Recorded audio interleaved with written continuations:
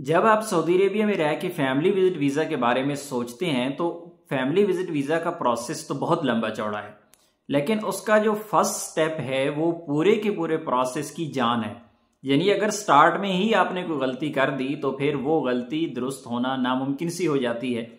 तो family visit visa apply करने का तरीका मैं आपको बता रहा हूँ, किस तरह प्रोफेशनल तरीके से आप उसे अप्लाई करेंगे, कौन सी गलतियां हैं जो आपने नहीं करनी और कौन कौन से अहम स्टेप हैं जिनको आपने फॉलो करना है और कौन कौन से अहम टिप्स एंड ट्रिक्स हैं जो मेरे पिछले 6 साल जिंदगी में मैंने सीखे हैं। वो चीज़ें अप्लाई के साथ साथ आपको सिखाऊंगा।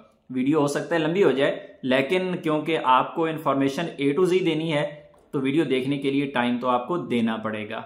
तो चलिए कंप्यूटर स्क्रीन पे चलते हैं और आपको दिखाते हैं कि किस तरह आप फैमिली विजिट वीज़ा अप्लाई करते हैं। सबसे पहले तो आपने मूफा की वेबसाइट पे आ जाना है। मूफा की वेबसाइट आपने ओपन करनी है visa.mufa.gov.sa।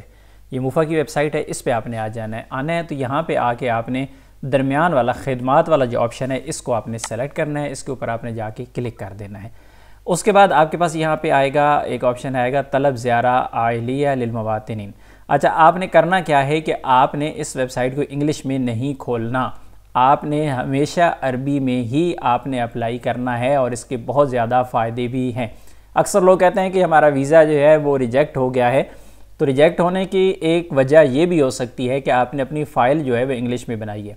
इंग्लिश में अप्रूवल आ जाती है, ऐसा नहीं है कि बिल्कुल नहीं आती, आ जाती है, लेकिन जो ज़्यादा अप्रूवल के चांसेस होते हैं वो अरबी में होते हैं। तो यहाँ पे तलब ज़ियारा आइलिया लिलमवातिनीन, यहाँ पे तकदीम के बटन पे हम क्लिक करेंगे और उसके बाद हम यहाँ पे देंगे अपना इकामा नंबर। इकामा नंबर देने के बाद आपकी निफाज ऐप पे रिक्वेस्ट आएगी, उसे आपने एक्सेप्ट करना है। मैं आपको बताता हूँ कि इकामा नंबर के बाद आपके पास कौन सा कोड आता है। इकामा नंबर देने के बाद तस्जील दुखूल पे जब हमने क्लिक किया तो हमारे पास ये वाला कोड आ चुका है। ये वाला कोड हमारे आ गया है निफाज पे, तो निफाज पे जाके हम इसे करेंगे एक्सेप्ट। जब एक्सेप्ट करेंगे तो हमारे पास ये फ़ाइल जो है ओपन हो जाएगी और हमें यहाँ पे फॉर्म फिल करना होगा। ये देखिए, यूं ही एक्सेप्ट किया है तो उसके बाद यहाँ पे ओपन हो गई है हमारी फ़ाइल।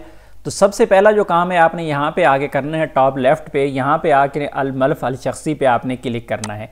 यहाँ पे कुछ सेटिंग्स हैं जो करना बहुत ही ज़रूरी है। तो यहाँ पे देखिए ऑटोमेटिकली आपका नाम आ जाता है, बाकी तारीख़ मिलाद वगैरह, आपका इकामा नंबर आ जाता है, आपकी तारीख़ इंतहा जो है इकामा की वो आ जाती है। तो यहाँ पे मोबाइल नंबर चाहिए होता है, मोबाइल नंबर यहाँ पे एंटर करना ज़रूरी है। मोबाइल नंबर आपने यहाँ पे एंटर करना है 05 के साथ। और इसी तरह यहाँ पे ये चीज़ जो है ना ये बहुत अहम है, ये है अल-दमाम, यानी आपका जो कफ़ील कंपनी है उनका गुरफत जारिया जिस सिटी में रजिस्टर्ड है तो आपने वो वाला यहाँ पे लिखना है। रियाद में है तो रियाद करेंगे, जद्दा है तो जद्दा करेंगे, जो भी शहर है तो आपने यहाँ पे वही लिखना है। बहुत सारे लोग ये गलती करते हैं कि उनका जो कफ़ील कंपनी है वो रियाद का है और वो बंदा खुद जो इकामा होल्डर है वो जद्दा में है तो वो जद्दा लिख देता है, लेकिन ये गलत है। आपने लिखना वो सिटी है जहाँ से गुरफत जारिया होना है, तो वो सिटी यहाँ पे लिखना है जहाँ पे आपका कफ़ील है या जहाँ पे आपकी कंपनी का गुरफत जारिया रजिस्टर्ड है। अगर नहीं पता तो आप किसी कंपनी के बंदे से, आप अपने कफ़ील से पूछ सकते हैं कि गुरफत जारिया आपने किस सिटी से करवाना है, तो आपने यहाँ पे वो वाला सिटी लिख देना है।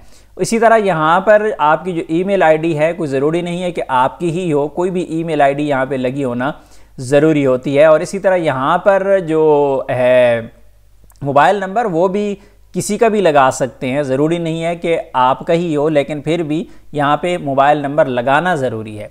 उसके बाद यहाँ पे आ जाते हैं, यहाँ पे आपने ये वाला जो कोड है ये वाला कोड दे देना है। जिस तरह मैं आपके सामने यहाँ पे ये कोड दे रहा हूँ तो आपने जो भी कोड आपको शो हो रहा है वो देना है और हिफ्स के बटन पे क्लिक करना है। तो ये आपकी जो इन्फॉर्मेशन है ये सेव हो चुकी है। उसके बाद हम इगलाक यानी कैंसिल के बटन पे यहाँ पे क्लिक कर देते हैं और उसके बाद हम जाते हैं तलब ज़ियारा आइला लिलमुकीमीन पे।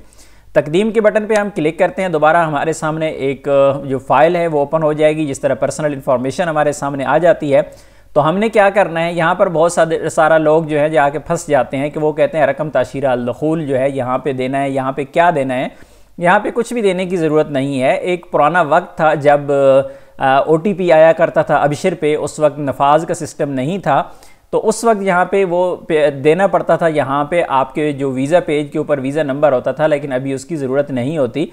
आपने डायरेक्ट यहाँ पे इजाफा के बटन पे आके क्लिक करना है और उसके बाद आपके सामने जो फॉर्म है वो खुल जाएगा। अब इस फॉर्म पे जब आ चुके हैं तो यहाँ पे आपने अपना कंट्री सेलेक्ट करना है, जिस कंट्री से आपका ताल्लुक़ है। जिस तरह मैं यहाँ पे सेलेक्ट कर देता हूँ पाकिस्तान, तो पाकिस्तान सेलेक्ट करने के बाद मैं यहाँ पे अपना फॉर्म फिल करूँगा। पाकिस्तान सेलेक्ट कर दिया। यहाँ पर 1 मिनट रुक जाइए, एक बात गौर से सुन लीजिए कि बहुत सारे लोग फैमिली विजिट वीज़ा को अप्लाई करना तो क्या फैमिली विजिट वीज़ा के बारे में बेसिक ही नहीं जानते। तो ऐसे लोगों के लिए हमारी सर्विसेज मौजूद हैं, आप हमें व्हाट्सअप कर सकते हैं। आपको फैमिली विजिट वीज़ा से रिलेटेड किसी भी किस्म की इन्फॉर्मेशन चाहिए, किसी भी किस्म की सर्विस चाहिए, तो हमारा प्लेटफॉर्म आपके लिए अवेलेबल है। लेकिन ये व्हाट्सअप नंबर बिल्कुल फ्री नहीं है, क्योंकि हम इन्फॉर्मेशन यूट्यूब पर फ्री शेयर करते हैं। लेकिन अगर आप हमारा टाइम लेंगे तो हमारे टाइम ज़रूर आपको कुछ ना कुछ चार्ज करना पड़ेगा। और उसके बाद यहाँ पे एक मज़े की चीज़ मैं आपको पहले बता दूँ कि बहुत सारे लोग ये भी कहते हैं कि भाई हमने इन्फॉर्मेशन दी है लेकिन हमारी इन्फॉर्मेशन गलत हो गई है, नाम गलत हो गया, पासपोर्ट नंबर गलत हो गया है, तो अब हम क्या करें। तो भाई यहाँ पे ना मैं आपके सामने ना आपको मिसाल देने के लिए यहाँ पे मैं नाम लिखने लगा हूँ। आप लोगों ने पढ़ने की कोशिश नहीं करना ये नाम क्या है, ठीक है। और इसी तरह यहाँ पे आके मैं सेकंड नेम दे देता हूँ, नहीं ज़रूरत है कोई बात नहीं, मैं यहाँ पे लास्ट नेम दे देता हूँ। आपने पढ़ना नहीं है, इसको पढ़ा नहीं जाएगा आपसे, ये समझाने के लिए कि मैंने गलत मलत दे दिया है, जो भी दे दिया है इस सिस्टम ने उसको एक्सेप्ट कर लेना है। तो अगर आपसे यहाँ पे गलती हो जाती है तो सिस्टम एक्सेप्ट कर देता है, लेकिन नुकसान आपका होता है। आगे चल के मज़ीद भी आपको डिटेल बताता जाऊँगा। इसी तरह जिन लोगों के पास जो नाम होता है सिंगल होता है, मसलन एक बच्चा है उसका नाम सिर्फ लिखा हुआ है अब्दुल्ला और बाकी उसका नाम नहीं लिखा हुआ, तो पासपोर्ट पे उसके जो वालिद है उसका नाम लिखा जाएगा। अब्दुल्ला है, वालिद का नाम है मसलन मोहम्मद नदीम, तो यहाँ पे लिखा जाएगा अब्दुल्ला, यहाँ पे लिखा जाएगा मोहम्मद और यहाँ पे लिखा जाएगा नदीम। और एक बच्चा है, ये उस बच्चे की मैं बात कर रहा हूँ कि जिसका नाम सिंगल है, सिर्फ अब्दुल्ला है, तो हम क्या करेंगे यहाँ पे अब्दुल्ला, यहाँ पे वालिद का नाम मोहम्मद और नदीम यहाँ पे ऐसे दे देंगे। लेकिन एक बच्चा है उसके 2 नाम लिखे हुए, मोहम्मद अब्दुल्ला लिखा हुआ है, तो यहाँ पे हम क्या करेंगे मोहम्मद और यहाँ पे हम लिख देंगे अब्दुल्ला। ये दोनों दरमियान वाले जो हैं यहाँ पर लिखने की ज़रूरत नहीं है। बहुत सारे लोग यहाँ पे अपने दादा का नाम भी लिख देते हैं, ऐसा नहीं करना है। पासपोर्ट के ऊपर जो नाम लिखा हुआ है वो आपने लिखना है, उससे बाहर कहीं भी नहीं जाना है। उसके बाद आ जाते हैं तारीख़ अल मिलाद। अब देखिए यहाँ पे तारीख़ अल मिलाद पे ना मैं यहाँ पे जाके लिख रहा हूँ जी, मैं यहाँ पे 1935 की तारीख़ अल मिलाद। आप लोगों को समझाने के लिए कि गलती हो जाए ना, ये मैं बहुत बड़ी गलती कर रहा हूँ। आपसे छोटी गलती भी हो जाए तो सिस्टम एक्सेप्ट कर देता है, गलतियों को एक्सेप्ट करता है, लेकिन डेट ऑफ बर्थ आपने सही लिखनी है जो पासपोर्ट के ऊपर लिखी हुई है। महल अल मिलाद क्या है, कहाँ पे पैदाइश हुई, यहाँ पे मैं सिटी का नाम ऐसे ही लिख देता हूँ, ठीक है। ये इसको एक्सेप्ट कर देगा, मैंने गलत लिखी है उसके बावजूद ये एक्सेप्ट करेगा। लेकिन अगर यहाँ पे मैं कराची वगैरह जो भी सिटी है, पासपोर्ट के ऊपर जो सिटी लिखा हुआ है वो यहाँ पे हमने लिख देना है। आपका पासपोर्ट जो है वो कराची से इशू हुआ है, सियालकोट से इशू हुआ है, लाहौर से हुआ है, वो पेशावर से हुआ है, जहाँ से भी इशू हुआ है तो उसके ऊपर जो लिखा हुआ है सिटी का नाम वो यहाँ पे आपने लिखना है। उसके बाद आ जाते हैं यहाँ पे जो मज़हब है हमने चेंज कर दिया, यहाँ पे ये देखिए इस्लाम आ गया, इस्लाम कर दिया। उसके बाद यहाँ पे लोग आगे फंस जाते हैं बहुत ज़्यादा लोग कि यहाँ पे मैं क्या लिखूँ भाई। यहाँ पे आपको कुछ लिखने की ज़रूरत नहीं है। यहाँ पे आपने करना क्या है कि आपने यहाँ पे क्लिक कर देना है इस चेक बटन पे और ला यामल, और वो वाला जो सेक्शन है ना वो गायब ही हो गया है। देखिए मैं इसको यहाँ पे क्लिक करता हूँ, देखिए दोबारा आ गया, मैं इसको दोबारा क्लिक करता हूँ ला यामल, बस यहाँ पे। अब आ जाते हैं नेक्स्ट कि जिन्स क्या है, मर्द है या औरत है। तो ये मोहम्मद अब्दुल्ला फॉर एग्जांपल हम कर रहे हैं तो हम ज़िक्र करेंगे यानी ये लड़का है। और उसके बाद यहाँ पे जो इस वक्त जितने भी आपके रिलेशन आ रहे हैं वो मर्द रिलेशन आ रहे हैं, क्योंकि यहाँ पे ज़िक्र किया हमने तो यहाँ पे मर्द रिलेशन आ रहे हैं। यहाँ पे उनसा करेंगे यानी या फीमेल करेंगे तो यहाँ पे देखिए सिर्फ वो रिलेशन है जो इसके साथ आ रहे हैं, औरत वाले रिलेशन, यानी ज़ौजा हो गया, बिन्त हो गया, होगी, वल ज़ौजा हो गया, ये सारे औरतों वाले रिलेशन आ गए हैं। तो हम यहाँ पे ज़िक्र करते हैं, मर्द करते हैं और यहाँ पे हम कर देते हैं इबन, ये बेटा है। यहाँ पे क्या करना है कि इस पर क्लिक करना है और 00966 जब आप टाइप करेंगे तो यहाँ पे सऊदी अरेबिया आ जाएगा। और उसके बाद यहाँ पे अपना मोबाइल नंबर आपने दे देना है। तो मोबाइल नंबर भी मैंने वैसे ऐसे ही डाल दिया है। और उसके बाद यहाँ पे आपने ईमेल आईडी देनी है। ईमेल आईडी आप अपनी दे दें, किसी की दे दें, आप यहाँ पे ईमेल आईडी दे दें।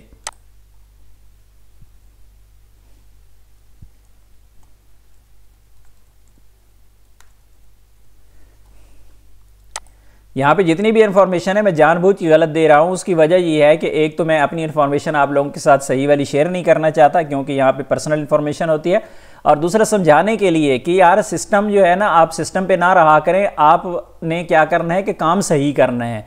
उसके बाद आ जाते हैं नीचे यहाँ पे पासपोर्ट नंबर है तो यहाँ पे पासपोर्ट नंबर दे देंगे। पासपोर्ट नंबर देने के बाद आपने क्या करना है कि यहाँ पे पासपोर्ट की जो इशू डेट है ना वो आपने सेट करनी है।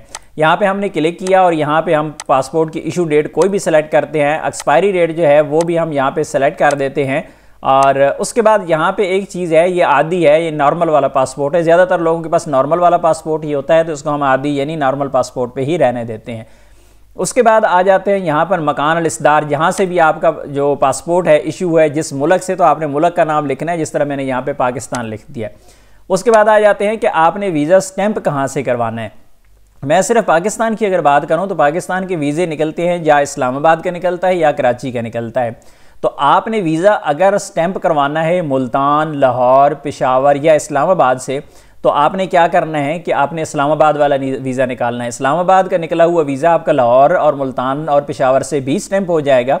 इसी तरह अगर आपने वीज़ा स्टैंप करवाना है कराची या कोयटा की तरफ से, तो फिर आपने यहाँ पे कराची को सेलेक्ट करना है। तो हम यहाँ पे कर देते हैं इस्लामाबाद। इस्लामाबाद को हमने क्लिक किया और उसके बाद हम इजाफा के बटन पे क्लिक करेंगे तो एक बंदे का जो डाटा है हमारा यहाँ पे फिल हो चुका है।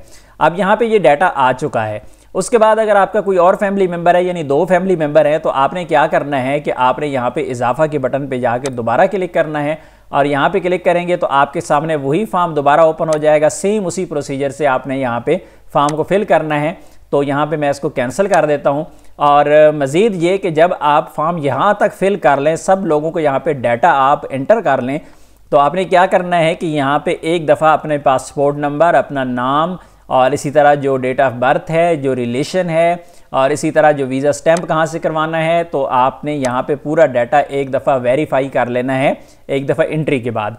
अगर यहाँ पे कोई मिस्टेक हो जाती है, फॉर एग्ज़ाम्पल यहाँ पे हमसे मिस्टेक हो गई जी पासपोर्ट नंबर की, तो हम क्या करेंगे कि यहाँ पे जाएँ, यहाँ पे तादील का बटन लिखा हुआ है, तादील पे क्लिक करेंगे ऊपर वाला।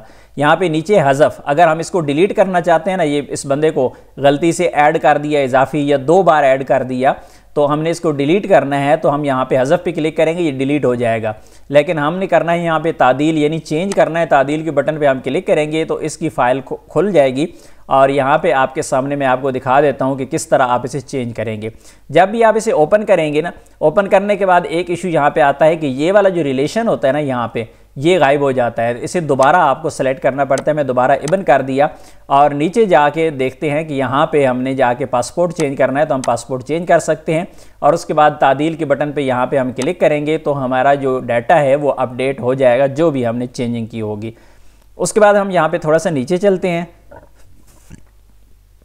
यहाँ पे ये वाला जो कोड आपको शो हो रहा है, ये कोड हम यहाँ पे एंटर करेंगे और यहाँ पे एंटर करने के बाद हम क्या करेंगे कि इसको यहाँ पे क्लिक करेंगे और हिफ्स के बटन पे हम क्लिक कर देंगे। जब हिफ्स के बटन पे हमने क्लिक कर दिया तो ये हमारी फाइल जो है ये बन चुकी है। यहाँ पे आप देखें, यहाँ पे उस बंदे का डाटा आ चुका है जिसका हमने अप्लाई किया था। तो ये है इसका अप्लाई का तरीका। अगर आप अप्लाई नहीं कर सकते हैं तो आप हमारी खिदमत हासिल कर सकते हैं। इंशाल्लाह हम आपका ये काम करके देंगे, लेकिन ये पेड सर्विस है। जब आप वीज़ा अप्लाई कर लेते हैं तो यहाँ पर सबसे अहम जो चीज़ होती है वो आपका रकम तलब होता है। ये वाला रकम तलब होता है, इसको आपने संभाल के रख लेना है। बहुत सारे लोग अप्लाई करने के बाद अपनी फ़ाइल को सेव ही नहीं कर पाते, तो आपने इसका स्क्रीनशॉट ले लेना है। स्क्रीनशॉट लेने के बाद ये मेन चीज़ है कि आप अपने कफ़ील को ये वाला रकम तलब और आपका जो इकामा नंबर है वो आप भेज दें, तब भी मसला नहीं है, आपका काम हो जाता है। ज़रूरी नहीं है कि आप फ़ाइल डाउनलोड करें और उसके बाद फिर आप फ़ाइल ही भेजें, इससे भी आपका काम हो जाता है। इस वेबसाइट का लिंक डिस्क्रिप्शन में मौजूद है, वहाँ पे जाके आप इसे ओपन कर सकते हैं। उम्मीद है आज की इन्फॉर्मेशन आपको अच्छी लगी होगी। इन्फॉर्मेशन अच्छी लगी तो वीडियो को लाइक ज़रूर कीजिएगा। मिलते हैं नेक्स्ट वीडियो में, तब तक के लिए इजाज़त दीजिए। अल्लाह हाफिज़।